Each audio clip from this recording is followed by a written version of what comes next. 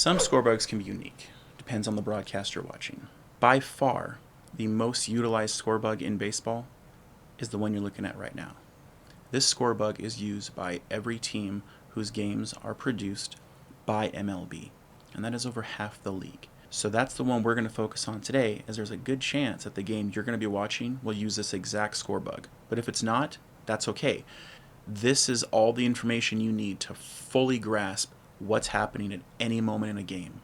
And we're going to start with these little boxes on the left next to the team logos. These boxes have to do with the ABS challenge system. At the start of the game, each team has two. If at some point during the game, one team has a challenge that is overturned or fails, one of those boxes goes away. If both boxes are gone, that team is out of challenges unless the game goes to extra innings. Next to that, we have our team logos. Some scorebugs will actually use the letters or abbreviation for a team. MLB produced games utilize the team logos. Now, utilizing the logos can actually be a good thing from a distance, because if you recognize a team's logo, you'll know exactly who's playing. We have the Angels against the Rays in this particular game, and the Angels are on the top. The reason they're on the top is because they are the visitors, or the road team. Road and visiting teams are always on the top, or some scorebugs utilize their side by side. The left side would be the road or visitor. The right side would be the home. Picture this scorebug turned vertical.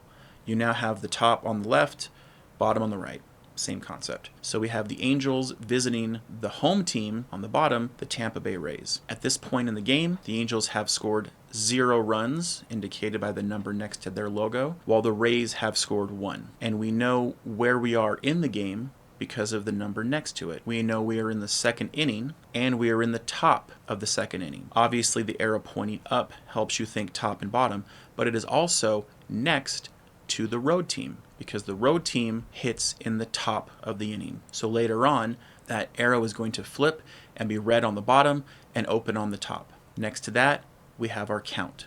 So at this moment in the game, it is 1 ball and 2 strikes. Prior to a pitch, it might say 0-0. Some scorebugs have an empty space. Underneath that, we have 2 outs, indicated by the red circles. Some scorebugs will utilize the actual word out. It'll have a 0, 1, or a 2 next to it. At this moment, there are 2. If there was 1, we'd have 1 red dot and 1 open dot. And next to that, we have our bases. So at this moment in the game, we have 2 men on, runners on second and third, with first base open.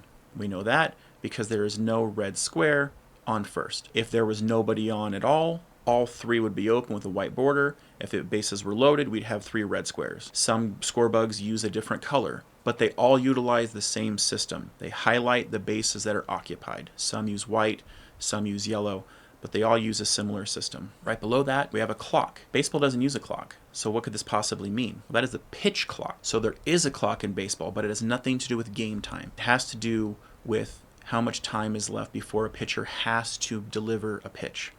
Some scorebugs utilize the clock in a different part. Sometimes it's inside the bases. Sometimes they don't show the pitch clock at all. But just know that if you ever see a countdown clock on a scorebug, it has to do with the pitch clock. Nothing to do with the game time whatsoever. Now let's go to the top of the scorebug. That 9 indicates the number 9 hitter in the lineup is at the plate, Madrigal. We know that's who's at bat because it says his name right there. Next to that, we have a 500. When a hitter first comes to the plate, it shows his average for the season. This particular moment, Madrigal is hitting 500 for the season, which sounds impressive, but he hasn't had very many at-bats yet. Later on in the game, that will change to his performance for the game so far. So if Madrigal were 500 for the game, for example, it would say 1 for 2. Because as his first at-bat, we have no game information. Similarly, if Madrigal had been hitting the whole game, and say he was 1 for 2, and they pulled him for a pinch hitter, that 9 would remain, but the name would change, and a new hitter would have his average for the season show up as well. And underneath that, we have the pitcher's name, McClanahan. And that P stands for pitches thrown. At this particular moment, it is only the second inning. He has thrown 32 pitches. That is not the pitch count for the entire game. It is just for this pitcher. And I say that because later on in the game, if that pitcher is pulled and a new one takes his place, that pitch count reverts back to 0. Now, Every other Scorebug that you use will have everything you're looking at right now. Some of them may add other stats. Some of them may have less. Some of them don't even show the ABS information. That's okay. Now there's quite a bit here. Everything right here on the bottom is where your attention should really be focused. The teams, the score, what's the inning, how many outs are there men on base, and then the count. So once you understand that, you'll be able to walk into any sports bar, sports book, turn on a game at home. In 5 seconds, you'll know exactly where you are. Now, the Scorebug gives you the information of what is occurring during the game.